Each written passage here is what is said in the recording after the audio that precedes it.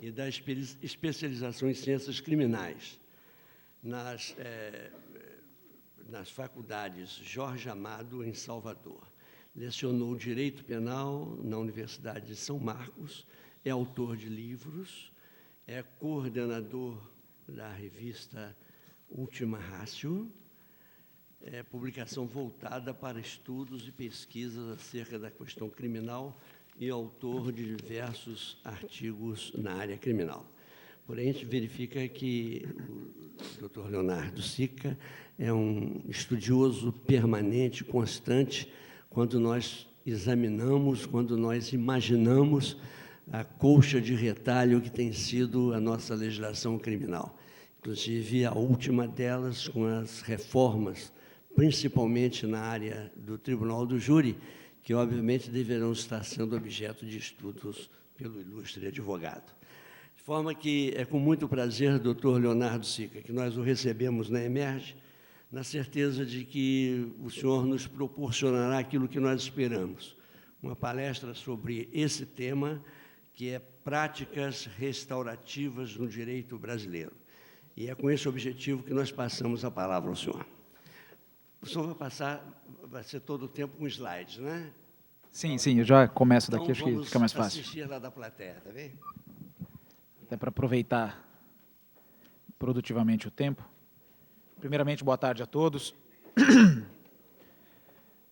Gostaria de agradecer à magistratura do Rio de Janeiro, que tem me acolhido já reiteradamente com tanto carinho, com boas oportunidades, agradecer à magistratura do Rio de Janeiro, na pessoa dos desembargadores Índio Rocha e desembargador Aura Pimentel, aqui presentes, agradecer as palavras carinhosas do desembargador Índio Rocha, também agradecer o juiz, já amigo, Joaquim Domingos, responsável e culpado pela minha presença aqui, portanto, aqueles que, porventura, não gostarem da apresentação já sabem a quem atribuir a culpa, e a outros juízes cariocas que eu já venho conhecendo nos últimos anos e venho fazendo boa amizade e aumentando cada vez mais a minha admiração pela magistratura fluminense, em especial também o desembargador Geraldo Prado, talvez o responsável primeiro pelo meu contato aqui com vocês da magistratura, tanto que já é a segunda ou terceira vez que eu me vejo num evento aqui da Emerge, rodeado de palestrantes, juízes, magistrados, e eu como advogado aqui fazendo um voo solo, justamente, acho que a ideia é trazer essa oposição de ideias, a interlocução de visões diferentes. Uma saudação especial ao ministro José Delgado, ministro superior do Tribunal de Justiça, que se debruça sobre um tema também novo, inovador, da mediação no judiciário, e serve ele, da sua posição, debatendo o tema, como um farol para nós que estamos aqui de baixo, também tentando fomentar esse tema. E ao colega Roberto Bacelar, que conheci na tarde de hoje, mas já nos conhecíamos de debates virtuais em outros fóruns. Bom, práticas restaurativas do direito brasileiro. Eu vou dividir minha apresentação em 3 partes, vou tomar-lhes um pouco mais de tempo do que o Dr. Bacelar, não tenho o poder de síntese e talvez nem a retórica acelerada dele. Primeira parte da exposição, vou expor algumas noções básicas de justiça restaurativa, é uma premissa necessária para que a gente converse. Na segunda parte da minha apresentação, eu vou abordar como andam as práticas restaurativas na prática judiciária brasileira, porque já existem diversas experiências interessantes, e depois, finalmente, vou dar uma abordagem rápida sobre as possibilidades das práticas restaurativas no direito brasileiro. Ou seja, identificar os espaços normativos existentes para a introdução dessas novas práticas que pretendem estabelecer uma nova maneira de pensar e agir em relação ao problema crime, em relação à questão criminal. A minha abordagem é restrita, portanto, à área criminal. Justiça restaurativa. Não há uma definição inequívoca, unívoca, é um conceito flexível, aberto, adaptado a diversos contextos, países diferentes desenvolveram diferentes modelos de justiça restaurativas. Por isso, é correto dizer que, na verdade, a justiça restaurativa é um conjunto de práticas em busca de uma teoria. É um conjunto de práticas em busca de uma teoria que emergem com mais força no mundo ocidental moderno nos últimos 30 anos. Nos últimos 30 anos, razão pela qual já é possível identificar alguns enunciados comuns a todos os modelos de justiça restaurativa. O primeiro enunciado e mais importante, coincide com aquilo um pouco que o Dr. Bacelar falou um pouco para nós, o crime no âmbito da justiça restaurativa, ele deixa de ser visto primariamente como uma transgressão da norma, como uma violação da norma legal, e passa a ser primariamente entendido como um conflito entre pessoas, um conflito entre indivíduos, e que resulta em danos à vítima, à comunidade da vítima e muitas vezes ao ofensor. Ou seja, o objetivo principal da justiça restaurativa é enfocar o crime como um problema entre duas pessoas e que gerou consequências para aquelas duas pessoas e, eventualmente, para aquela comunidade. Secundariamente, para não perder de vista, é claro, o princípio da reserva legal, o princípio da legalidade é uma transgressão à lei. Não é? Crime é aquilo que a lei tipifica como tal. Mas o que muda é a abordagem. Não é? A abordagem do modelo tradicional de justiça é o crime como violação da norma. Logo, o que importa é a prática, é a conduta criminal. Para a justiça restaurativa, o que importa são as consequências do crime. Quais as consequências daquela conduta para aquelas pessoas e como essas consequências podem ser geridas positivamente, de forma a reduzir-se ou a reparar os danos advindos daquela conduta. Dano, quando eu digo dano aqui, eu não estou restringindo o dano, pelo contrário, ao aspecto financeiro. Existe dano material, dano emocional, dano emotivo, dano relacional, principalmente. Todo crime que opõe duas pessoas, estou dizendo aqui de crimes intraindividuais, ele representa um problema relacional entre duas pessoas, ou entre essas pessoas e o sistema de justiça, ou entre essas pessoas e o sistema normativo, razão pela qual, no âmbito da justiça restaurativa, o objetivo central da justiça passa a ser reconciliar as pessoas, ofensor e vítima, e reparar os danos advindos do crime. Ou seja, por isso, justiça restaurativa, justiça reparadora para os espanhóis, por isso que a questão da reparação do dano torna-se importante no âmbito da justiça restaurativa. Como consectário lógico, o sistema de justiça criminal deve facilitar a ativa participação de vítimas, ofensores e comunidades, quando possível, no processo de resolução daquele conflito, e aí já se vê uma oposição clara ao modelo tradicional de justiça. Porque no modelo tradicional de justiça, no processo penal, no modelo do devido processo penal, por exemplo, a vítima não tem uma participação ativa. Talvez nem deva ter. Não é? Dentro do devido processo legal, onde se discute culpa e pena, o modelo de culpa e pena, ele não permite a participação da vítima além dos limites de testemunhar sobre os fatos. No sistema de justiça restaurativa interessa mais, interessa saber o que aquela pessoa sofreu, o que aquela conduta representou para a vida dela, como aquilo impactou aquela pessoa, impactou aquela comunidade, impactou também o ofensor, quais as justificativas do ofensor para a conduta e como encontrar um sinal comum, um signo comum, para que há um espaço compartilhado de resolução daquele problema. Um espaço compartilhado. Então, o tribunal para a justiça restaurativa passa a ser visto como um espaço compartilhado de resolução de problemas. Ao contrário do espaço adversarial do sistema tradicional de justiça, que tem um sistema adversarial clássico, né? Acusação, defesa, contraditório e por aí vai. Para dar uma notícia para vocês, o Conselho Social e Econômico da ONU, em 2002, editou a Resolução 2002/12, que é o documento, é o marco jurídico referencial para as práticas de justiça restaurativa, não é? Lá existem algumas definições importantes, essa resolução está disponível na internet, em espanhol, português, francês, nas línguas em que a ONU edita seus documentos. O mais importante da resolução da ONU que se extrai é que conclui-se que as práticas de justiça restaurativa são adaptáveis a qualquer ordenamento jurídico dentre os países membros. Ou seja, quando estou falando de práticas restaurativas, quando estamos falando de introduzir a possibilidade de resolver o problema, crime por meio de um acordo, nós não estamos nos referindo a ideias adstritas à common law, ao plea bargain. Isso são institutos próprios de outro ordenamento jurídico, de outra cultura jurídica, que não devem ser importados para cá. A justiça restaurativa é algo que vai além disso. Por isso, procedimento restaurativo significa qualquer processo entre aspas, mas processo judicial, no qual vítima, ofensor e, quando apropriado, quaisquer outros indivíduos, por que qualquer outros indivíduos ou membros da comunidade? A justiça restaurativa se desenvolve, primariamente, nos países precursores do modelo, pela justiça de menores. Pela justiça de menores. E na justiça de menores, os pais sempre participam do processo de resolução de conflito de uma maneira ativa, por uma questão bastante lógica, que vocês conseguem entender. E aí se foi se vendo a importância de, às vezes, um conflito que envolve duas pessoas, envolve mais de duas. Às vezes, atos de vandalismo, atos que perturbam a vizinhança, por exemplo, envolvem vizinhos, que não são diretamente a vítima ou o ofensor, mas são pessoas que têm algo a acrescentar para resolver aquela perturbação, aquele conflito, rotulado como crime. Então, qualquer dos indivíduos ou membros da comunidade afetada pelo crime participam em conjunto e ativamente na resolução dos problemas nascidos do crime. Não estamos transigindo em cima do preceito penal, transigindo em cima do crime, estamos transigindo em cima dos problemas derivados daquela conduta criminosa, geralmente com a ajuda de um facilitador. Claro, a figura do facilitador é importante. Os procedimentos restaurativos podem incluir a mediação, a conciliação, as conferências e os sentence circles. Uma oportunidade futura, a gente pode divagar um pouco sobre isso, mas a prática clássica da justiça restaurativa é a mediação, né? A prática mais aplicada, mais utilizada e mais defendida pela doutrina é a mediação em matéria penal. Então, é disso que estamos a falar. Existe uma recomendação do Conselho da Europa também anterior a isso, que disciplinou o uso da mediação em problemas penais. Então, isso é muito importante, não é porque os países da Europa eles comungam, em geral, do mesmo tronco jurídico que o nosso, e mesmo assim eles estão estimulando e aceitando a prática de mediação em matéria penal, sem enfrentar problemas que normalmente a gente costuma enfrentar, que na verdade não são problemas, são filigranas, como obrigatoriedade da ação penal, indisponibilidade do processo penal, não é necessidade de impor pena sempre que há violação do preceito, ou seja, países que têm a mesma tradição jurídica que a gente estão superando esse paradigma em prol de algo diferente.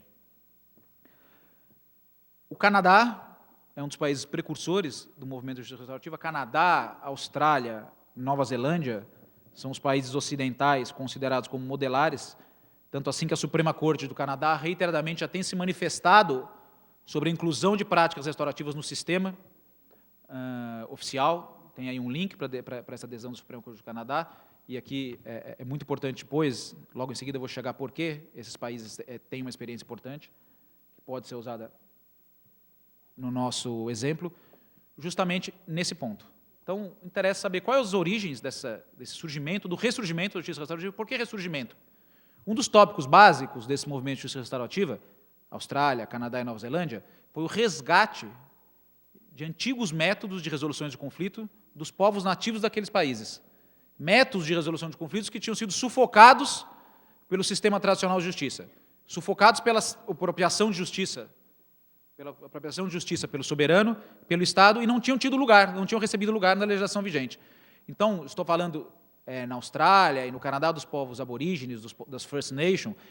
Pode parecer um pouco pitoresco o que eu estou dizendo, esses são povos nativos que hoje em dia estão totalmente urbanizados nesses países, mas estão urbanizados, mas mantêm as suas práticas antigas, culturais, de resolver conflito por meio do acordo e por meio do diálogo. Na Nova Zelândia, a população maori foi uma comunidade determinante que pressionou o sistema de justiça no seguinte sentido: nossa população é superrepresentada no sistema de justiça, ou seja, notou-se que essas comunidades marginalizadas desses países, elas representavam dentro dos presídios um percentual muito superior do que aquele que eles representavam nas ruas. Ou seja, havia uma superrepresentação dessas populações.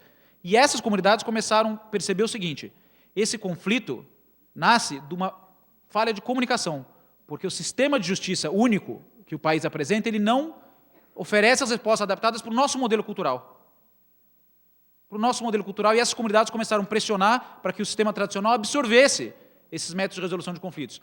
Por exemplo, para a população maori da Nova Zelândia, que em 1989 foi editado um ato, uma lei federal disciplinando a justiça restaurativa naquele país.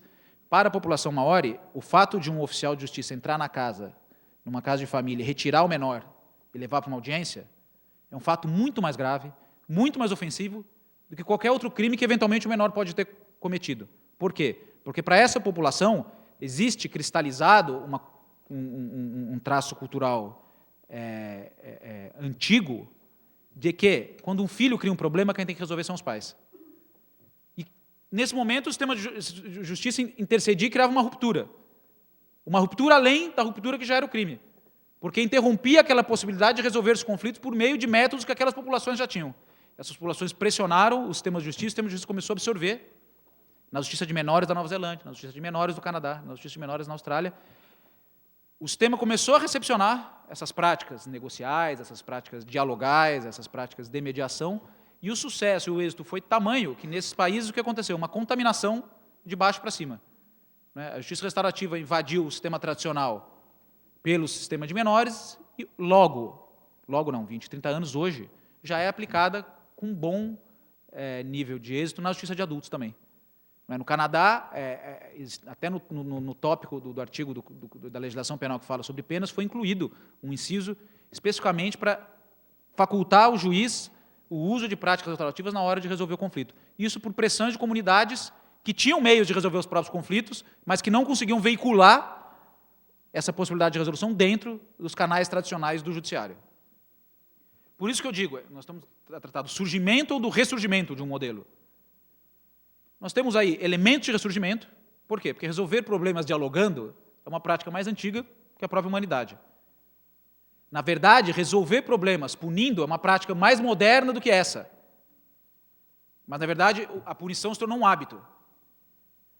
Delegar a terceiros, no caso o juiz, o Estado, o poder de impor uma decisão é uma prática mais moderna do que a prática horizontal, dialogal, de justiça. E, na verdade, existem 1000 razões históricas que coincidem com a ascensão das monarquias, dos estados absolutos na Europa Ocidental, que foram fazendo com que esse modelo horizontal e reparador de justiça fosse suprimido em favor do modelo vertical, onde o juiz impõe, modelo vertical e decisório. Ele impõe uma decisão e as partes têm que aceitar ou têm que recorrer até a última instância, mas em algum momento as partes serão obrigadas a aceitar aquela decisão, concordem elas ou não. Então a gente tem um quê de ressurgimento, mas tem um quê de surgimento, porque a justiça restaurativa ela pretende resgatar algumas práticas e inseri-las no contexto da modernidade. Para enfrentar o quê? Um panorama institucional de crises, já como o Bacelar disse aqui para nós, de crises e déficits. Crise do sistema tradicional de justiça. O sistema tradicional de justiça, a atuação do sistema tradicional de justiça ela não agrada, genericamente, o modelo não agrada, vítimas se sentem mal atendidas, réus se sentem injustiçados, testemunhas se sentem maltratadas, ou seja, é preciso abrir o sistema. Crise do estado de bem-estar social, o estado onipresente, provedor, déficit grave de comunicação que a gente tem entre o sistema de justiça e o jurisdicionado, o déficit é gravíssimo, seja pela dificuldade da linguagem, seja pelos rituais, seja pelo posicionamento. Eu costumo dizer que esse déficit de comunicação é muito grave. Se eu, hoje em dia, entrar num tribunal, numa Câmara de Direito Privado, que a gente tem lá em São Paulo, o Tribunal de Justiça, e assistir um julgamento, eu não vou entender o que está se passando. A tal ponto que chegou a complexidade da linguagem dos tribunais. Eu, que sou advogado, formado, porque eu só consigo decodificar a linguagem dos tribunais penais. Imagine o pobre do jurisdicionado, que tem que decodificar isso e aplicar, naquele seu conflito, essa linguagem. Então, esse déficit de comunicação é algo que a mediação e a justiça restaurativa visam superar também. E um déficit de participação. Déficit de participação, que déficit de participação? Déficit de participação popular na administração da justiça. Hoje em dia, a participação popular na administração da justiça penal é reservada a um único instituto, que é o Tribunal do Júri, que é uma forma diversa de participação popular, mas é uma forma.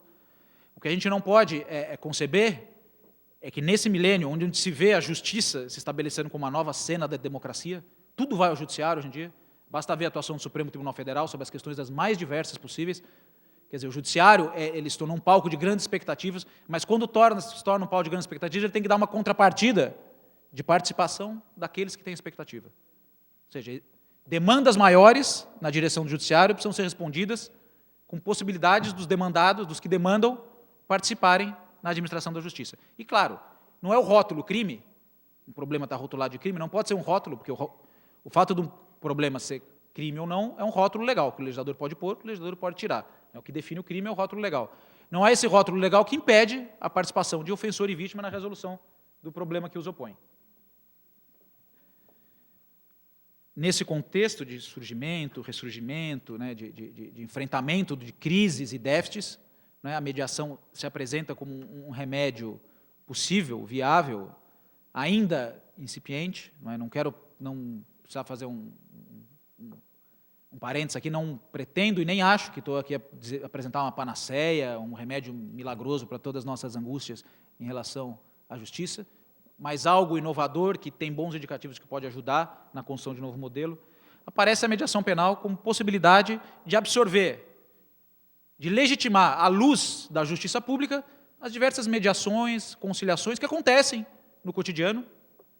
As pessoas resolvem seus problemas dialogando e que não tem vez dentro do processo penal tradicional. Não tem vez dentro do processo penal tradicional. A mediação tem alguns caracteres básicos importantes para serem sublinhados. O primeiro é a voluntariedade. Ou seja, um caso criminal, ele só é resolvido perante um mediador se ofensor e vítima concordem. Se um dos dois não concordar, não ocorre a mediação, o caso retorna para o trilho tradicional. Juiz, processo, pena. Ou juiz, processo, absolvição. Isso é muito importante, porque isso é o elemento democrático e participativo que dá ao ofensor e vítima um poder de voz sobre a marcha do processo que vai resolver seu problema. Porque, veja bem, existem vítimas que podem querer dialogar com o seu ofensor. Existem vítimas que não querem, que aquele sujeito seja julgado e punido. O que não existe é um espaço para a vítima veicular esse anseio. Eu quero dialogar, eu quero que ele seja julgado. Então, a proposta é muito simples da justiça restaurativa, é abrir esse espaço para a vítima veicular esse anseio. Não é? Olha, um pouco tempo atrás eu falava numa rádio de São Paulo sobre justiça restaurativa e um ouvinte ligou e falou, olha, eu acho um absurdo isso de justiça restaurativa, porque se eu for assaltado eu quero que o sujeito vá para o pau de arara, seja por...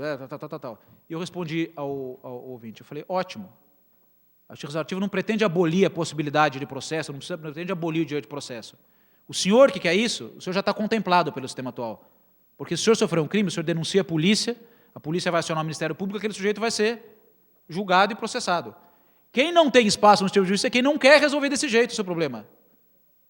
É quem sofreu um crime, quem é vítima de um crime e pretende obter uma reparação do dano, que seja simbólica, um aperto de mão, um compromisso de cessação. E aí vem o exemplo, claro, dos casos de violência doméstica, né, onde existe uma subnotificação, e a subnotificação, as pesquisas sociológicas indicam que a subnotificação deriva muitas vezes do fato das mulheres não notificarem a violência sofrida porque elas não querem que o marido, que o companheiro, que o pai dos filhos seja processado e punido. E elas sabem que se elas noticiarem, elas só vão ter essa via de acesso para construir uma solução para o seu problema. Elas querem que a violência cesse. Elas não querem ver como réu o pai dos filhos.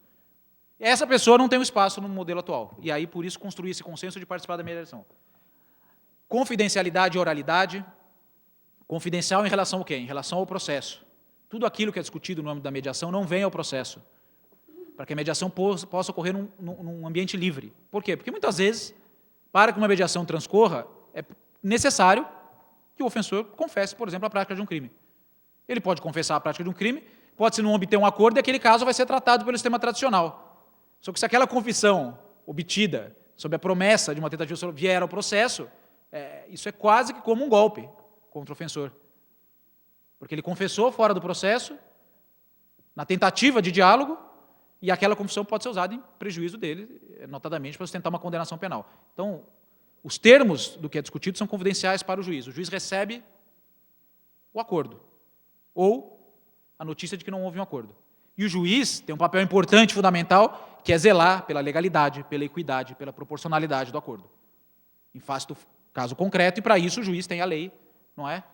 A iluminar o momento de zelar pela legalidade do acordo. O acordo não pode ser, por exemplo, mais gravoso do que a pena. O sujeito submeter um acordo mais gravoso do que a pena em abstrato prevista. Informalidade, é claro. Neutralidade do mediador. Ao contrário do conciliador, que muitas vezes busca o resultado do acordo, o mediador é neutro. O papel do mediador é abrir um canal de comunicação, delimitar os termos da conversa, nós estamos aqui para conversar sobre isso, e garantir a civilidade da conversa. Se o acordo vai ocorrer ou não, isso pertence às partes. Ativa o envolvimento comunitário e autonomia em relação ao sistema de justiça. Justiça restaurativa, portanto, é um espaço outro. Não vai ser na sala de audiência, na presença do juiz, do promotor, do advogado, que a mediação vai ocorrer. Até porque a presença dessas autoridades, ela também bloqueia a livre negociação. Não é? Porque nem todos juízes, ou ainda os juízes não são e não devem ser, treinados para mediar. No futuro, pode ser que a gente esteja, mas no momento eles não são treinados para mediar conflitos. Eles são treinados, sim, para ver, para observar a legalidade do uso da mediação e observar a legalidade do resultado da mediação. Por quê? Porque uma mediação exitosa pode implicar em não intervenção penal. Volta à resolução. Razão pela qual tanto a resolução da ONU como a recomendação do Conselho da Europa, que é o embrião daquela resolução da ONU, prevêem, disciplinam, que os arquivamentos baseados nos acordos mediados devem ter o mesmo status de decisão judicial ou julgamento e devem precluir a persecução em relação aos mesmos fatos. A consagração dentro da justiça restaurativa da ideia do ne bis in idem. Por quê? Porque a pessoa, vítima e ofensor, que pretendem fazer um acordo, eles têm que ter a segurança jurídica de que aquele acordo vai ser recepcionado na esfera jurídica de alguma forma, para evitar que um ofensor faça um acordo e seja exposto ao risco de condenação ali adiante, já tendo resolvido o acordo. Por quê? Porque imagina-se que um acordo formulado livremente pelas partes, avalizado como legal pelo juiz, ele tem uma potencialidade de estabilizar as expectativas normativas do cidadão. O cidadão tem uma expectativa normativa em relação à lei, que a lei se cumpra, que a lei se resolva. Aquela expectativa normativa não se resolve só pela punição. Eu iria além, se resolve muito pouco pela punição. A estabilidade das expectativas normativas também é função da lei penal e também é função do juiz togado perseguir essa estabilidade das expectativas normativas por qualquer outra maneira que o ordenamento jurídico admita, que não a punição, que não só processo e pena. Esse código binário, processo e pena. A ideia é muito simples. Uma sociedade heterogênea, conflitiva, violenta, infelizmente, estratificada como nós vivemos, não é possível que numa sociedade com esses traços, um problema grave, como problema criminal, tenha uma resposta única. Tem uma via só para você resolver, processo e pena. É impossível que um problema tão complexo, um problema heterogêneo, um problema multifatorial, multicausal, ele possa ser resolvido só pela via processo e pena. Então, a ideia da justiça restaurativa é complementar o sistema de justiça. Não abolir o sistema de justiça tradicional, é complementar-se ao sistema de justiça tradicional num sistema que a gente poderia chamar de complementariedade funcional. E quem vai medir essa complementariedade funcional? O operador, basicamente o juiz. O que eu quero dizer com complementariedade funcional? O que o juiz vai ter que saber é o seguinte: aqui funciona a punição, aqui funciona a mediação. Onde não funciona a punição, funciona a mediação, onde não funciona a mediação, funciona a punição e vice-versa. Ou seja, nesse novo paradigma, o juiz, além de ser o juiz tradicional, ele passa a ser também a figura pública que vai multiplicar as ofertas de resolução do caso para o cidadão. O juiz vai oferecer para o cidadão duas maneiras de resolver o problema. Você tem o problema, a via tradicional, pode haver um processo, pode haver uma pena, ou, se o contexto parecer apropriado, o juiz vai oferecer ao cidadão uma outra via de resolver o seu problema.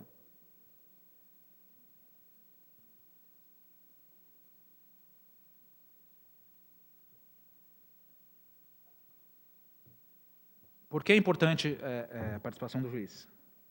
Primeiro, por aquilo que eu disse para vocês. A justiça restaurativa é um modelo aberto, flexível, que se adapta a contextos diferentes. Então, é o juiz da comarca, o juiz da vara distrital, o juiz da vara única, que muitas vezes, junto com o promotor, junto com o advogado, vai perceber, dentro das regras jurídicas, quais são as necessidades daquela comunidade específica de abrir dentro do sistema de justiça um espaço de consenso. Comunidades diferentes terão necessidades diferentes, isso é evidente. Por isso, eu busco aqui desenhar com vocês uns fundamentos para o que seria o modelo brasileiro de justiça restaurativa. Não é o modelo canadense, não é o modelo neozelandês, a gente tem modelos importantes para tirar premissas, mas dentro do modelo brasileiro a gente tem algumas carências. A primeira, de ampliação dos espaços democráticos. Ou seja, ampliar as oportunidades de participação e deliberação do cidadão dentro do sistema de justiça criminal. Ofensor e vítima podem sim participar do processo de resolução dos problemas e podem deliberar em conjunto uma solução. Podem deliberar ativamente em conjunto uma solução. Não é? Principalmente porque existe uma demanda para que assim hajam. Existe uma demanda para que as pessoas possam resolver os seus próprios problemas à luz de um espaço público.